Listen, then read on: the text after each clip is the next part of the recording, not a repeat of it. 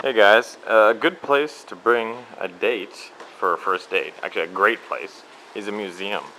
Because in general, if you go on a weekday or something, they're like empty, so you got the whole place to yourself. You can steal the odd kiss here and there, or whatever. And, and there's stuff to look at, so you don't have to constantly, like if you take a girl to like a park or something, or your house, then you gotta keep the conversation flowing for them to think you're interesting. If you take them to a movie, you're not really making a good first impression because you're just sitting there watching a movie in a crowded room. You don't get to talk, you don't get to interact, you don't get to bond. But if you take them to a place like a museum, when you think of something interesting to say, you say it, and then when you don't want to talk, you just keep quiet, and then you can look at the things. So when you're being quiet, they think you can just, like, if you're too stupid to think of anything interesting to say, you can just pretend that you're looking at this, and then they think you're being like insightful or whatever. But meanwhile, you're just trying to think of new things to say to help you get laid. So yeah, museum is a great place for a first date. This is one of the coolest things in our museum. It's a life-size or almost life-size replica. Yep. Life. It's a life-size replica of the Nonsuch, which is a historical ship with Canadian relations, with the Canadian significance from 400 years ago, from the 1600s. And you get to walk around on it and look at what a ship from 400 years ago was like.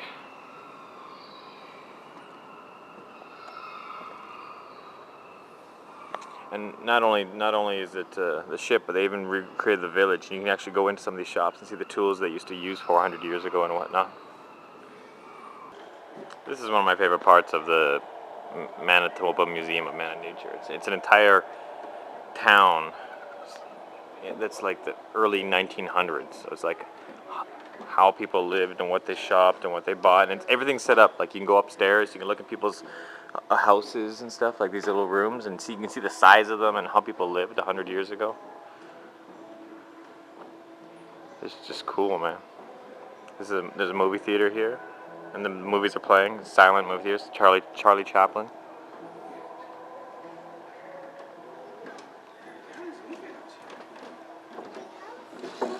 And all the things are real. Like these are real antique cameras from 100 years ago and stuff.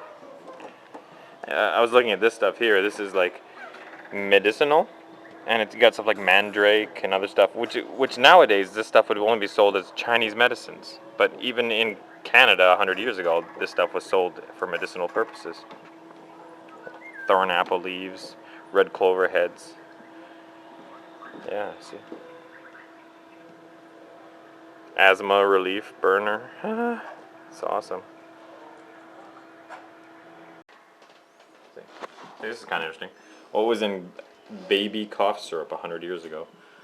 And the answer is senna, bloodroot, white pine bark, tolu syrup, squill, squill, licorice, and ammonium chloride. Ammonium chloride sounds kind of weird to give to a baby, but I could be wrong. Maybe that's safe. I don't know. Someone else can let me know. Okay, I just learned something cool. I'm in the museum and I learned something. Who would have thought it?